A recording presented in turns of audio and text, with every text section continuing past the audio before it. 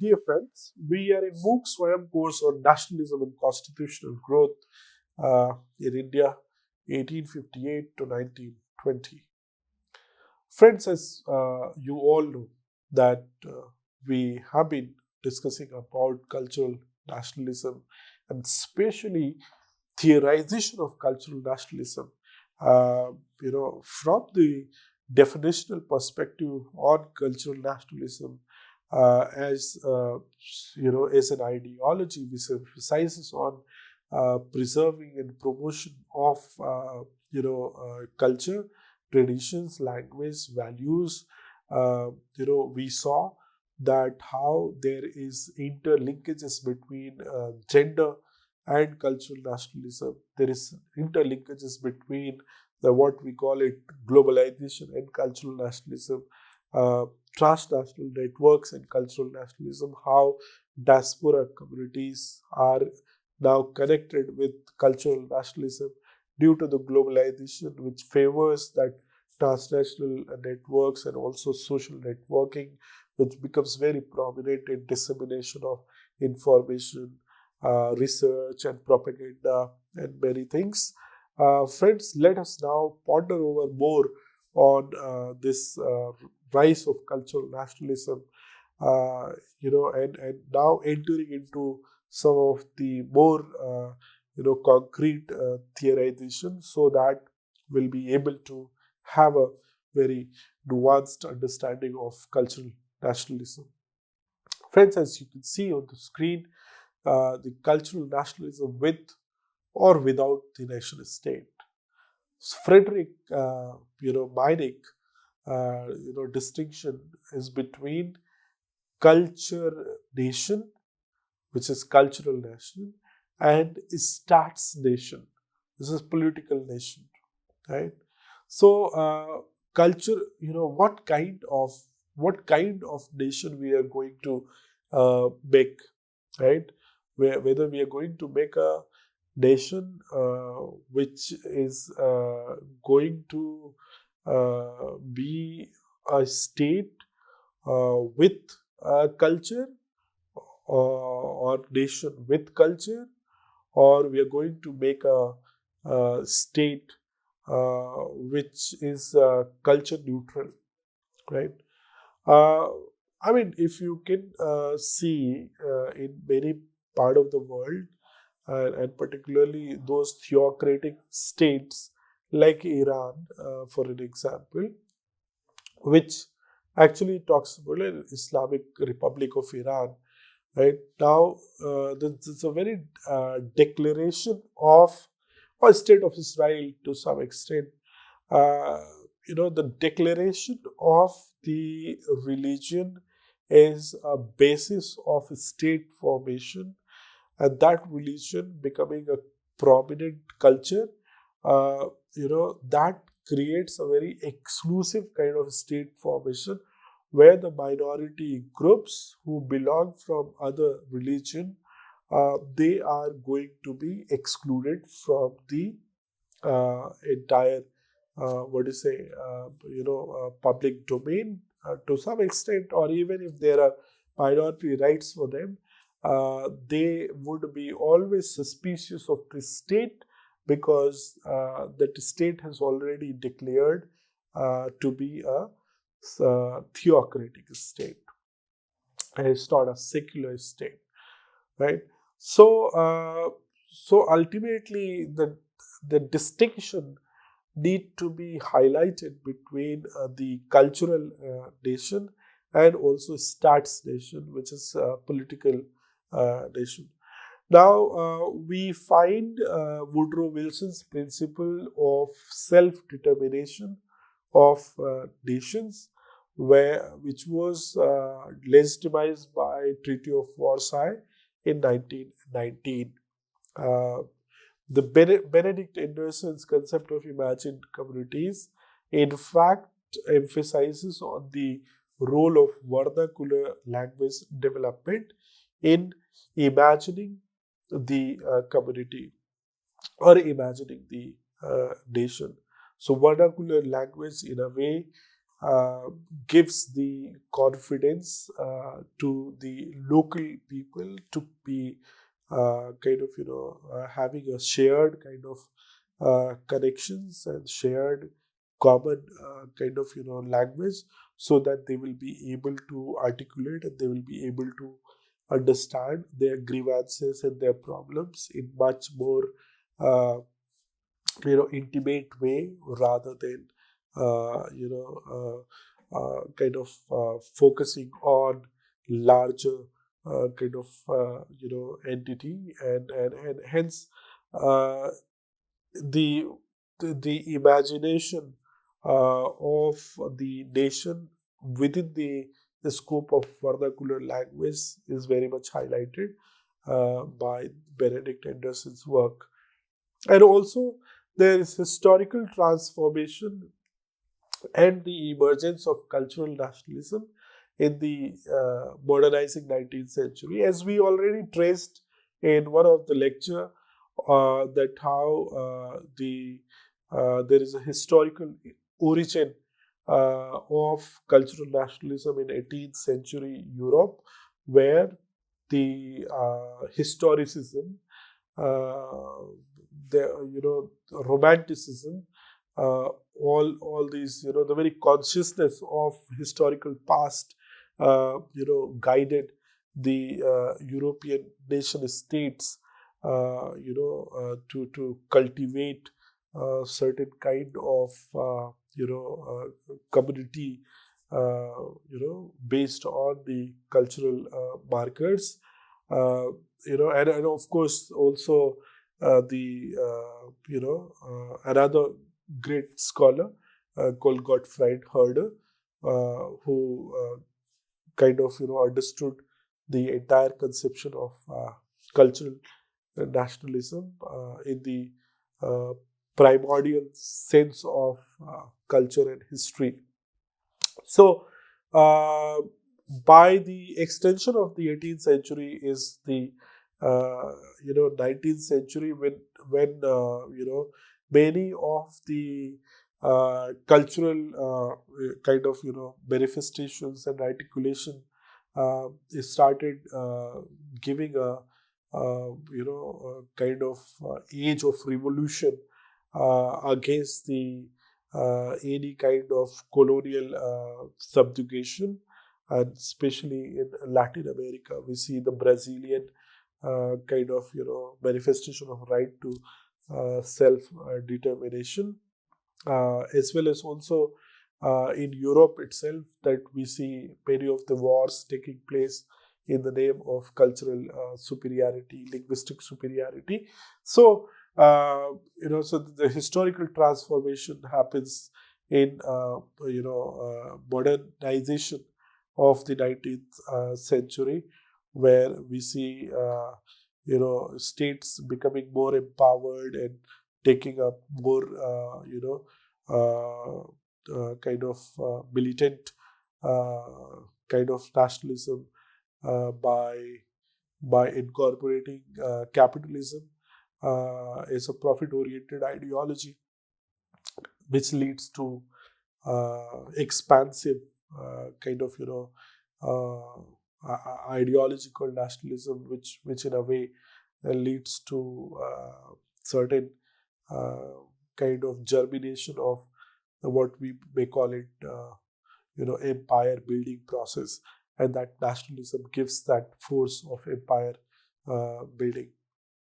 Further, if we see cultural nationalism versus human rights, right?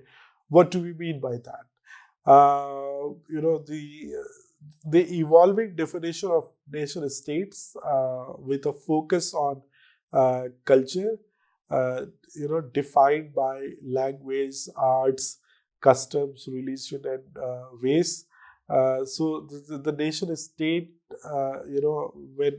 when they are evolving, their focus is on these cultural markers like culture, language, arts, customs, religion, or race, and particularly there is a shift in English thought regarding the Anglo-Saxon heritage influenced by Paul Henry Malley and John Pinkerton, where there there is a certain kind of shift in the thought process all together in terms of revival of that Anglo-Saxon heritage, which these two scholars have in fact focused on.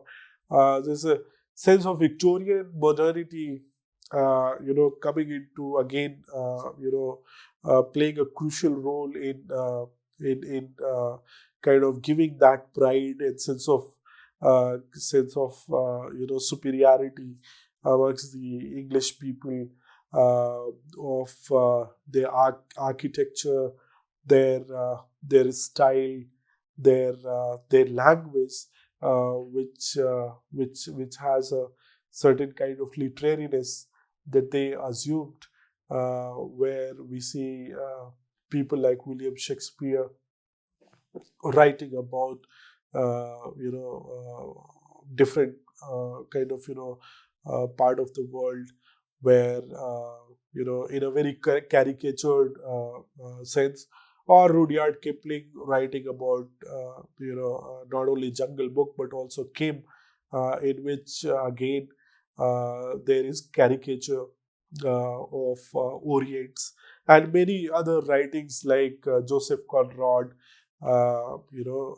writing Heart of Darkness, and other literary figures writing poetry, and all those things, those resources, those literatures, bring certain kind of race question, racial superiority, white man's burden, civilization mission, and then that creates a narrative, around, the question of cultural nationalism. Also, if we see the contrast between the particularizing viewpoints of national cultures and the theory of universal human nature and rights, that has to do something with that, what we always call it, the debate between universalism versus cultural relativism. Now, when we are on the human rights, within the human rights discourse, we we may not like, say, cultural nationalism per se, because of its destructiveness, because of the it has a destructive force, because it has a dehumanizing kind of tendency towards minority groups and ethnic communities who do not figure into the discussion of the formation of nations or identification of nation. So, on the other hand, we are not ready to accept the narrative of cultural nationalism. But on the other hand, we are, when we talk about Western versus non-Western conception of human rights, we tend to also question, or we become very suspicious of the intent of anything that what is called universal human rights, and we see that why do we do so has to do something with that universal human rights is propagated by the erstwhile colonial masters or colonizers, who propagate their universal human rights under the banner of that what is called liberal democracy, and that liberal democracy under the banner of capitalism. And we have already kind of understood that capitalism is anti-human rights. Hence, the only respite or only kind of relief that we find it in kind of pitting this debate of Western versus non-Western human rights, basically because of the fact that if liberal democracy slash capitalism slash universal human rights is going to be the debate of human rights, then ultimately it will be not human rights. It will be a kind of political project of again subjugation and colonizing, or rather neo-colonialism.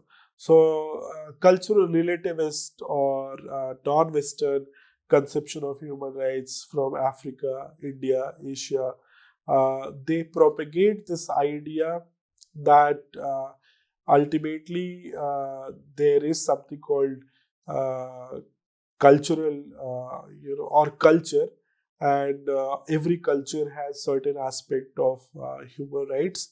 So we give leverage to that kind of cultural understanding of human rights. But having said all these things, what need to be qualified here is that there is the very cultural relativist debate is a very slippery slope, because going on that kind of trajectory would always be problematic, and that can kind of uh, create again a very monopolizing of culture, or kind of it would promote a monoculture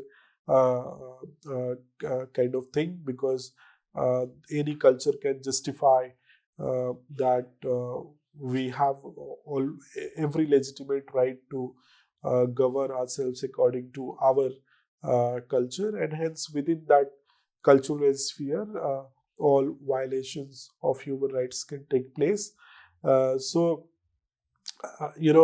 there must be some force within the domestic politics, or national law, to promote and protect human rights of all, and then giving cultural kind of autonomy to the groups, which always need to be scrutinized and monitored, so that the human rights should not be violated in any sense, either group rights of communities or the individual rights, which is uh, you know constitutional rights in the name of fundamental rights. So all so that need to be kind of brought into our discussion, so that we may uh, we may also relate this cultural nationalism versus human rights. So, as I said, that there was, modernization which was happening in 19th century, and the nationalism was kind of getting transformed. Particularly, I was giving the reference of that how literature, uh, was becoming, very prominent in.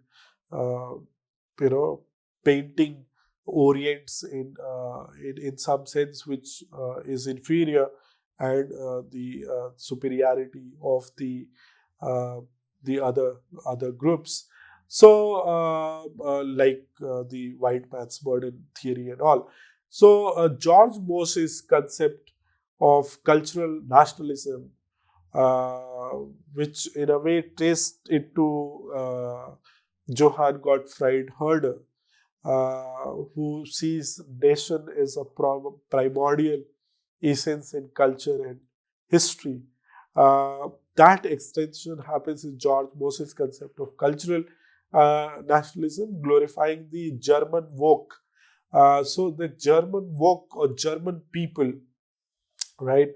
And that German people, German folk, or German race, right? The very ideology of superiority of race, as I said, that was the reason behind killing of thousands of Jews in the Holocaust. There's an influence of Romanticism on cultural nationalism by emphasizing a spiritual essence and national identity. Go back to Aurobindo for an example, and we find that spiritual essence in Aurobindo's, particular manifestation in his spirit and Atman and the hierarchy, of soul, right? And also the role of Greek and Hebrew literature in shaping distinctive forms of national identity. Also, these earlier forms of cultural nationalism, which is in languages and religions, this establishment of the Italian language in Tuscany in the 14th and 15th centuries. Uh, this is a Luther's call in 1520 for the German nobility to throw off allegiance to the Pope. The ties between people and their historic land, exemplified by Delphi and Jerusalem. Uh, and lastly, this entire debate and discussion on cultural nationalism is tied with the idea of homeland or historic land. The role of detailed maps or cartography is very important in personal identification with local territory, and that may be also seen in Benedict Anderson's imagined communities. Uh, Also, this as I said, that national identity associated with historical places such as Delphi and Jerusalem is very very kind of important. Uh, and then also the cultural nationalism is used as anti-colonial movements for self-rule. So the cultural and political nationalist movements during Napoleon's era uh, is very important. And in Latin America, successful anti-colonial uprisings took place in the 19th century, which I gave example of Brazil fighting against the Portuguese rule. And also the impact of internecine warfare during the two world wars on European colonial control, and basically the war among the European powers was in a way because of that supremacy that we have a right to govern, we have a right to control the colonies in much better way, and it was rather that who will have a larger share in the building of empire. Uh, that that led to the loss of millions of lives because the superpowers confronted for their own benefits, and that led to that what is called world wars. So the cultural nationalism was the reason behind world war to some extent. So I'll stop here. Thank you so much. We will be now trying to kind of analyze this entire theoretical ideas of cultural nationalism into our part of the world, particularly when we talk about cultural nationalism in India. We always think about the formation of Rashtriya Swayamsevak Sangh, and also the contribution by Vinayak Damodar Savarkar. RSS and Savarkar's, a great contribution in defining a theory called Hindutva. So we'll see about Hindutva and the rise of Hindu nationalism in India in the next lecture, and we'll try to understand this theoretical cultural nationalism is preservation of culture and promotion of culture, and uses of language, religion, tradition, value system to define the uh, original and authentic, ness and alienness and foreignness of the other communities, and how that culminates, we will be seeing in that particular lecture. So thank you once again, and I hope that you are enjoying and you are able to follow up my lectures, uh, so that it would be, bringing a very different kind of,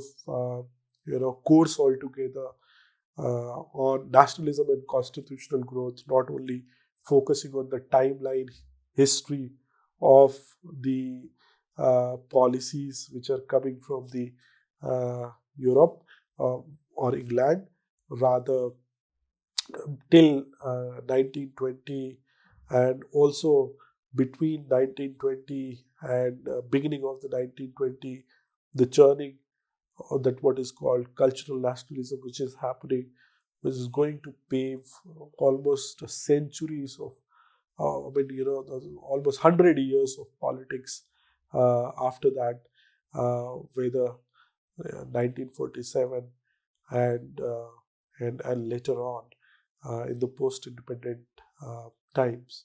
So thank you once again.